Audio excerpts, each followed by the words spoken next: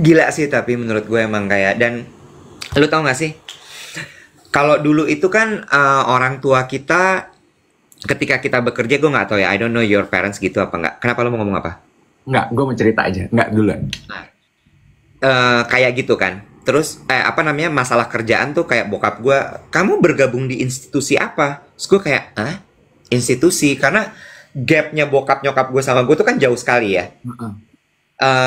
Mereka masih berpikir bahwa mereka boomers kan. Kalau kerja itu, bahkan bokap gue angkatan perang. Kalau bekerja itu lo harus kerjanya adalah di sebuah perusahaan, institusi, di mana lo bekerja di balik meja. Sementara di zaman gue tuh udah mulai yang jenis pekerjaan mulai beraneka rupa kan. Ada yang penyiar radio, buat dia tuh penyiar radio tuh apa gitu. Freelance tuh apa gitu. Ada orang bekerja dapat uang tapi nggak terikat pada satu institusi tuh nggak paham dia. Dia nggak paham itu gitu. Terus apa namanya? Di zaman sekarang lebih gila lagi karena kalau gue sebelum ke zaman sekarang. Kalau zaman kita dulu kerja itu kan kita kan Gen X sama milenial awal ya. Satu, lu dapat uang pensiun nggak? Dua, lu dapat asuransi nggak? Lu dapat those kind of things yang lu harus bukan, jangan mau jadi karyawan kontrak gitu ya. Lu harus jadi karyawan tetap yang kayak gitu-gitulah. Sementara zaman sekarang, dikit banget perusahaan yang meng-hire karyawannya sekarang sebagai karyawan tetap. Udah, iya ya, I heard that tuh. Udah mulai sedikit kayaknya ya. Udah mulai nggak ada kayaknya. Jadi nanti satu hal ya, lo sebagai pipinya Emma sama Ethan nanti, lo harus belajar, soal itu. Karyawan tetap sebuah ilusi. Maksud gue gini, bukan, mungkin di zamannya Ethan sama Emma nanti udah beda lagi tuh, udah bukan karyawan kontrak. I don't know, gue nggak tahu namanya apa lagi. Karena di zaman sekarang ini sangat sedikit sekali perusahaan yang benar-benar meng-hire karyawan tetap. Semua kontrak. Ya karena zamannya nggak stabil. Berarti gue menang banyak ya. Kalau dulu kan teman-teman gue yang kerja kantor pegawai tetap tuh kayaknya tuh menang ya say. Apa lu kerjaannya kontrak gitu? Apa benefitnya? Nggak ada benefit lo kerjaan lo. Lihat lo sekarang. Exactly, sekarang tuh sampai di titik dimana lu punya kerjaannya udah bagus banget.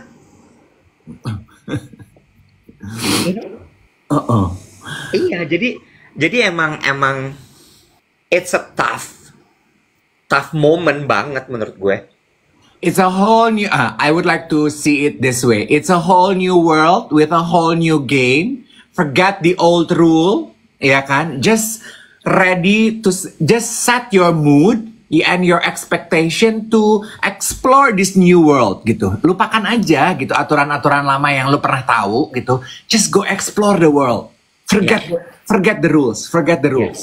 Ya, sebelum lo cerita tadi, lo tahu nggak anak-anak Gen Z zaman sekarang lebih memilih untuk jadi ASN. ASN itu tuh, yang suara-suara itu. Bukan, itu ASMR, gila. ASN itu apa? PNS, aparatur sipil negara, pegawai negeri sipil. Mereka lebih memilih untuk gue tes CPNS. CPNS tuh calon pegawai negeri sipil ya, tes ASN itu. Demi gue mendapatkan pekerjaan tetap, mau gajinya murah terserah. Yang penting kerja tetap, gue terjamin oleh negara, gue nggak akan susah hidupnya. Jaminannya itu yang diincar. Karena ini nyambung ke Strawberry Generation. Karena mereka kan ngerasa gini, hidup tuh sesusah ini. Oke, gue harus cari sesuatu yang gampang. Maksudnya gampang tuh bukan gampang-gampang ya, tapi yang kayak comfort zone gue tuh adalah rumah orang tua gue, di mana semua di-provide. Nah, gue cari pekerjaan yang bisa memprovide gue. ASN. Pegawai negeri sipil. Gitu. Oh gitu, tendensi trennya nih ya. Itu banyak banget terjadi di kantor gue. Akhirnya resign karena aku keterima PNS, Kak. Aku keterima PNS, Mas, gitu. Oke. Itu. Ya. Oke, on a lighter note, kemarin ini big shout out ke teman-teman timnya CNF. Kemarin kan gue mampir ke boothnya CNF. Ya. Toko minyak weng-weng. Minyak wangi puyeng-puyeng gitu. Ya. Nah, terus di boothnya itu ada pembaca tarot. Terus, oh gue lihat yang ada mataharinya.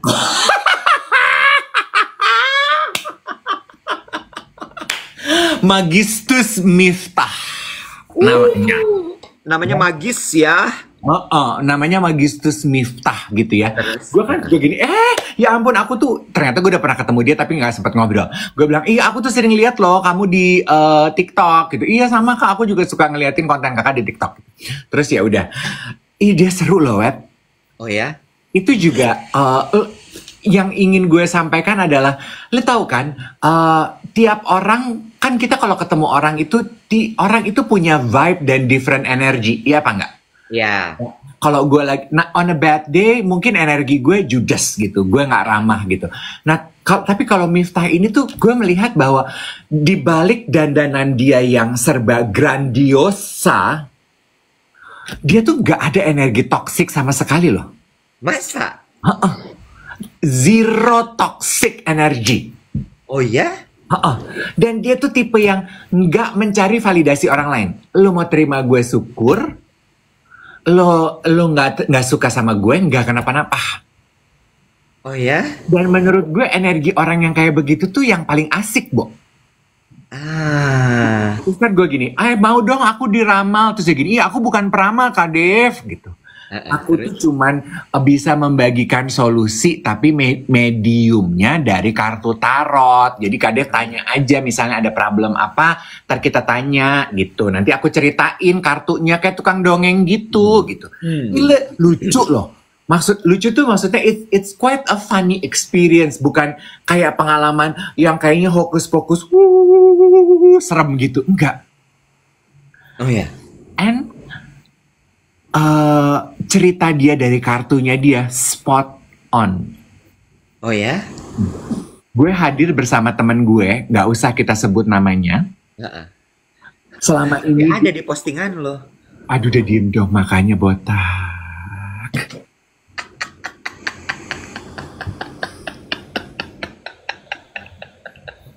Selama ini dia pikir dia itu punya mommy issue. Ternyata sebalik, dia itu daddy issue. Jadi gini, Kak, untuk bisa agar kakak untuk bisa mendapatkan apa yang kakak inginkan dalam hidup, kakak harus memaafkan apa yang papanya kakak lakukan kepada kakak. Memaafkan dan menerima dan mencintai papanya kakak, Kak. Temen gue pucet loh. Oh ya. Kayak jempol diikat abis maraton di Berlin. Kayak tahu aja lu. Katanya gitu kan jalannya. Abis maraton di Berlin. Gitu. Bentar. Jangan cerita temen lo. Gue mau tahu cerita lo. Coba. Bilang apa? Gus Miftah. Siapa namanya? Magis. Gue udah apalin. Magistus Miftah. Iya. Tus Miftah bilang apa soal lo? Lo nanya apa? Coba. Jangan ceritain temen lo dong. Lo ceritainnya lo. Gila ya lo. Gila. Itu siapa sih orang pada gila begitu ke gue gak suka deh. Siapa sih yang begitu? Loli. Oh kenapa lagi dia? Udah. Yuk cerita lo. Gue nanya gitu ya, aduh apa ya Miftah ya, aku nanya ini deh gitu. Kan pertanyaannya katanya harus jelas, gak boleh abstrak. Karena ini solusi. Oke, gue bilang ini, akankah karir aku berkembang tahun depan? Gue gitu, pertanyaan gue. Lu tuh juga pertanyaan lu standar ya? Ya Bo, lagi event begitu, kecuali kalau event private gitu. Lah ini kan rame-rame yang nonton banyak yang. Ya tapi kok temen lu bisa ketahuan sampai daddy issue, mommy issue, kenapa lu nggak ketahuan apa-apa? Nah, begitu temen gue nanyanya begitu, jawabannya begitu, gue langsung melipir, Bo. Oke, ayam. Dadah. Gue enggak ya, gue enggak dulu gitu ya. Dulu ya, pucat gitu. Tapi kalau gue kan general gitu. Iya, iya. Gimana karir aku tahun depan gitu ya, terus? Gue bilang apakah pekerjaan aku akan berjalan baik? Terus yang dia bilang katanya gini, long story short adalah belajar mendengarkan intuisi. Karena kamu tuh Kak Dev sudah ada di dalam fase lu tuh bekerja udah bukan nyari pengakuan, ya uang pasti, tapi ada orangnya kan yang awal-awal dulu kan kerja cari duit, lu tuh sekarang kerja karena emang seneng. Jadi intuisi aja, kalau emang mau bilang mau, kalau nggak mau bilang nggak mau. Intuitif dan selektif tuh dua kata itu. Intuitif dan selektif tuh. Gitu. Apa kau rasa dengan kalimat itu? Gue sama manajer gue ketawa-ketawa aja karena gue gini, ih ampun, ih kok bener. Dan emang bener, Bo, karena gue tuh baru memilih pekerjaan yang gue bilang ini ke Mbak Wati, kayaknya gue nggak, bukan itu deh Mbak yang gue pengen, bilang enggak deh gitu. Maksudnya 5 tahun lalu mungkin gue akan, Bo, ini duit loh, masa sih nggak dikerjain, walaupun nggak pengen, dipengen-pengenin aja boleh nggak sih gitu. Iya. Kalau sekarang gue gini, enggak deh Mbak, bukan itu kayaknya yang gue pengen, enggak deh. Oke. Bagus. Sama kan setiap orang dapat jatah 2 pertanyaan, Cin. Pertanyaan berikutnya apa tuh? Tebakan lu gue nanya apa? Jodoh lah.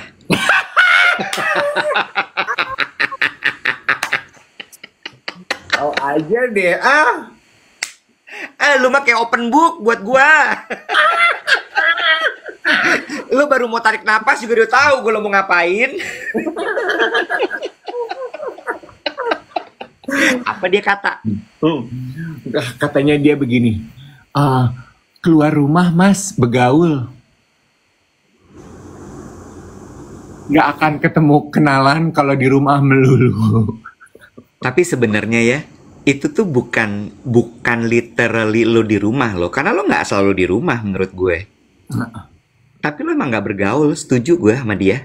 Iya, dia bilang gini, karena gini mas, iya kamu kerja banyak ketemu orang, tapi energi kita kalau kerja tuh beda ya. Tapi kalau kamu keluar sengaja, oke, bukan karena pekerjaan, aku memang cuman pengen main gitu. Aku mau nonton, aku mau nonton fashion show, aku mau ketemu teman-teman. Beda, kamu akan kenalan sama orang, kamu akan lihat ini, kamu akan lihat itu. Nggak keluar rumah yang karena urusan kerja gitu loh mas. Kak, dia manggil gue kakak ya. Gue sama dia. Gitu. Makanya kalau gue ajak meeting ikut. Meeting pekerjaan PA. Ya tapi kan paling nggak lo ketemu orang. Atau lo perbolehkan gue di dalam meeting gue bermain-main. Bisa, nggak apa-apa, nggak masalah. Sama relax dikit kali.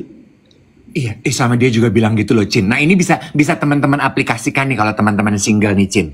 Ya, dia bilang gini, sama Kak, dalam berkomunikasi, dia bilang gitu, dengan calon gebetan kek, dengan kenalan baru kek, nggak usah terlalu dipikirin strategi, rencana, harus gini, harus gitu, nggak usah, ngalir aja, deket aja, sebagaimana deket sahabat, dari sahabat jadi saudara.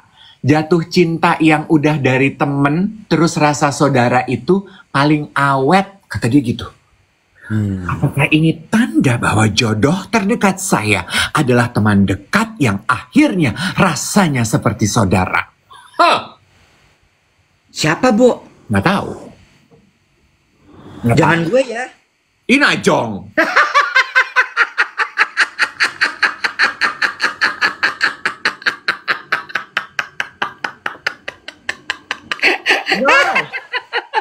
Jangan pakai gaya-gaya, jangan pakai gerakan-gerakan.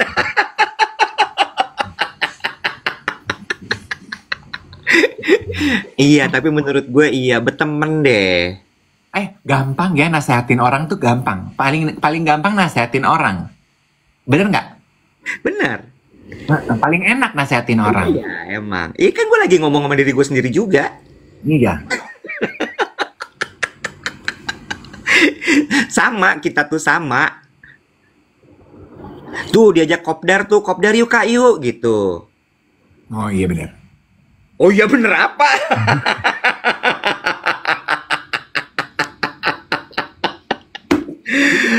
Aduh. What I'm trying to say adalah kemarin I'm so glad I decided to come ke boothnya CNF itu dan I open myself up to new experience gitu. Gue kan bukan tipe orang yang nyari gitu ya. Gue pengen baca kartu tarot, gue pengen diramal gitu.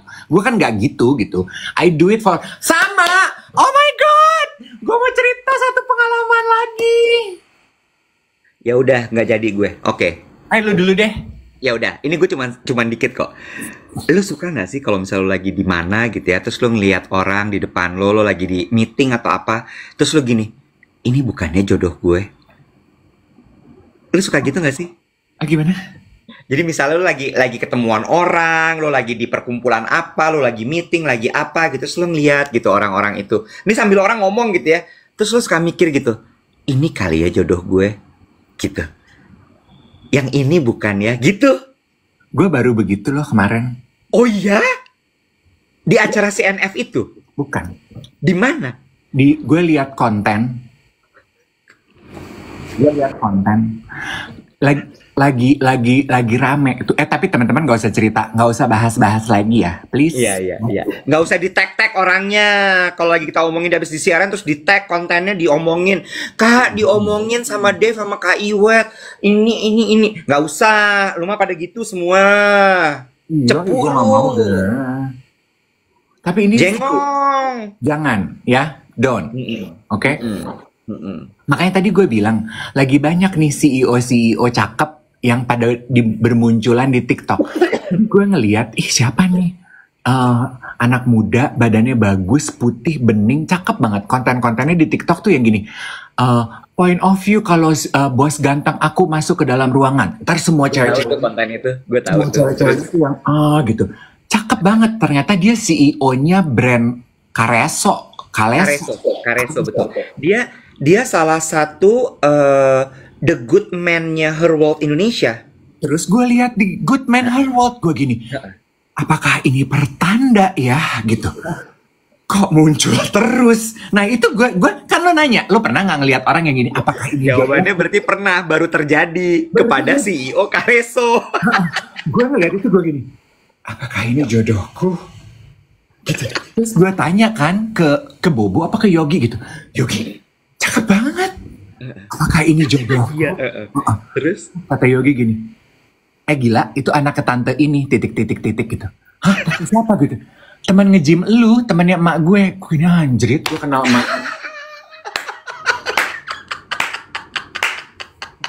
Masa ini anaknya dia Yogi? Iya, dia bilang gitu. Terus dia ngasih lihat, ini lu foto sama emaknya waktu lu nge-MC di Langham, PA. Gue ini, lu kenal emaknya? Oh. Ya bagus. Udah deket berarti secara keluarga. Tapi lu akui gak kalau dia cakep? Setuju. Dan mamanya juga cantik banget loh. Iya, mamanya jual berlian ya? Enggak, punya banyak berlian aja. Bo, dia kalau... Oh dia nggak jualan, punya aja. Bukan berarti orang yang jualan itu orang yang pakai berlian gede-gede jualan. Ya gitu ya. Satu-satunya perempuan yang nge-gym berliannya nggak dicopot, berliannya segede-gede heho. Desa.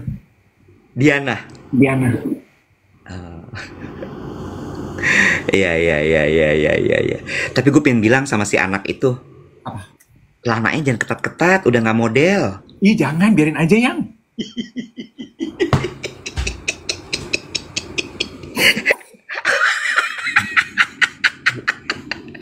Skinny jeans tuh udah out, jangan dipakai lagi. Oke. Fashion itu beda-beda saya interpretasinya. Bawaannya tuh kalau misalnya pakai skinny jeans atasannya pengen pakai gamis aja gitu. Apa sih? Orang ganteng sah. Nggak boleh gitu. Itu rasis tahu. Gue belain, yang ganteng-ganteng gue belain. Gue mau cerita ini. Tuh si Melanie WhatsApp gue nggak bisa buka Mel WhatsAppnya. Gue mau cerita ini. OMG. Kemarin I take it as a good sign untuk tahun 2025 peruntungan gue. Lu ngupil ya? Iya. Ngacong ya lo? Lu berasa nggak sih makin tua kayak upil lu makin banyak gitu? Enggak, yang gue rasain makin tua, rambut kita tumbuh di tempat-tempat yang kita nggak inginkan. Itu juga, itu juga. Ini. Iya. Lanjut terus. Nah, I take it as a sign for good prosperity tahun 2025. Apa tuh? Lu tahu kan kalau di time zone atau kita pergi ke Korea atau kita ke Jepang atau ke tempat main-main anak-anak itu suka ada claw machine itu. Tahu. Ya. Tahu. I always consider myself itu gue nggak pernah beruntung, Iwan. Oke. Gue kalau main claw machine itu. Kemarin lo cobain. Mesin capit. Jadi up to a point dimana gue udah nggak pernah minat lagi main begituan karena gue nggak pernah dapet gitu. Nah, kemarin di CNF ada claw machine. Terus Kiki bilang gini, Kak main Kak, karena ini isinya ada yang full botol. Hadiahnya, minyak wanginya ada yang full botol. Yang lain sampel. Begini, aduh, ya udah deh gitu. Setiap orang dapat 2 koin. Bobo main, dua-duanya dia cuma dapat sampel. Jadi gue pikir, ya udah deh ya. Tough dong, sedikit dong keberuntungan gue. Mbak Wati main, nggak dapat apa-apa. 2 kali nih gue main. Percobaan pertama, gue nggak dapat apa-apa. Percobaan kedua ya, japitan gue nangkep hadiah yang begitu dibuka full botol minyak wangi. Dari terus? Gue happy-nya minta ampun loh. Itu pertama kali dalam hidup gue menang claw mesin itu. Dan 1 kotak itu isinya cuma sedikit loh yang itu. Nggak boleh bilang-bilang, ya. Kenapa nggak boleh bilang-bilang? Orang si NW, Kak kamu termasuk beruntung loh. Itu 1 kotak itu yang real perfume isinya cuma 2 loh. Kalau orang tahu cuma 2, ntar orang nggak semangat. Gue dapet 1, isinya tinggal 1 sekarang. Ada yang bilang katanya pertanda lu pindah ke Dubai nih. Gue happy banget tau gak lo dapet itu, Wen. It's not about the perfume, tapi winning it. Itu 2025 lu pindah ke Dubai. Tuh, pada bilang semua. Jadi, lu denger gak sih gue ngomong apa? Apa? Lu denger gak sih gue ngomong apa? Apa sih lu bilang? Kan? Ya, gue gak mau pindah ke Dubai. Kenapa sih lu pada nyuruh gue pindah ke Dubai? Mau. Ya cobain aja jalan-jalan dulu. Jadi pengusaha di Indonesia. Bener ya? Aku mau jadi selfpreneur. Gue jangan don't judge me ya. Tapi kalau ada orang bilang aku pengen jadi entrepreneur Kak, aku pengen jadi selfpreneur, aku pengen jadi pengusaha Kak, gue suka gini loh. Gak usah, ngapain sih? Kenapa? Lu takut banyak saingan? Ya, gue bukan masalah saingannya. Gue kan gak apa-apa sama saingan. Tapi nyakitin diri, ngapain? Gak usah. Iya. Gak usah, ntar lo GERD, ntar lo stroke, ntar kulit lo nih, tuh, seborosi, apa tuh, seborosi, apa tuh yang stres-stres gitu. Diam, gue ada tuh kata-katanya. Damn it! Apa tuh? Lupa. Apa? Psoriasis. Apa? Psoriasis. Ya itu. Bukan seborrheic dermatitis nih. Tuh, nanti gue mau ke dokter Wijaya nih. Psoriasis. Nah, ini gue mau ke dokter Wijaya nanti sore. Udah, balik lagi nih. Ya Allah. Tanyain dong sama dokter Wijaya. Kayaknya gue flu nggak selesai. Obatnya apa ya? Beda dokter. Nggak berarti gelarnya dokter semua penyakit lo tanya ke dia. Nggak gitu cara mainnya. Nggak gitu cara mainnya. Dia dokter kulit ya, SPKK. Bukan spesialis kulit dan keluhan, bukan spesialis kulit dan kelamin. Siapa tahu spesialis kulit dan kawan-kawan.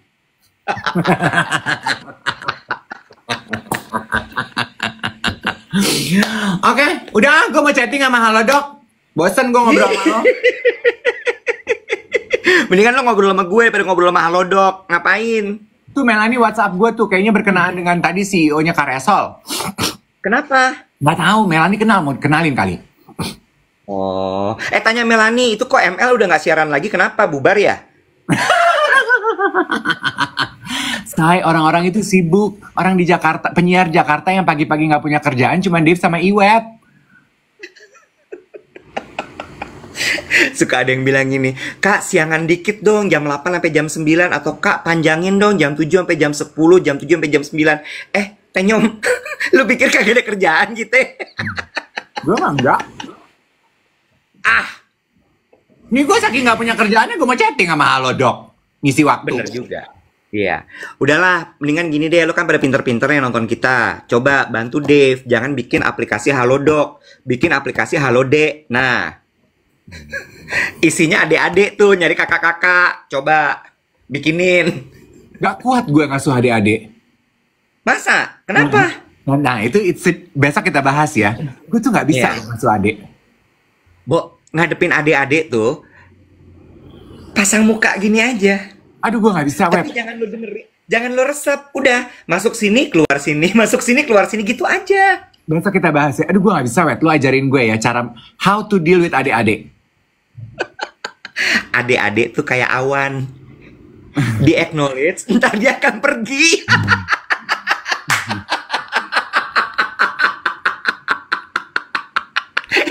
Ya, semua tuh kayak awan. Lo acknowledge sebentar, biarin dia nanti pergi. Jadi begitu lo ngelihat adik-adik di food court gitu ya, lo ngelihatnya bukan adik-adik, bukan gitu. Halo.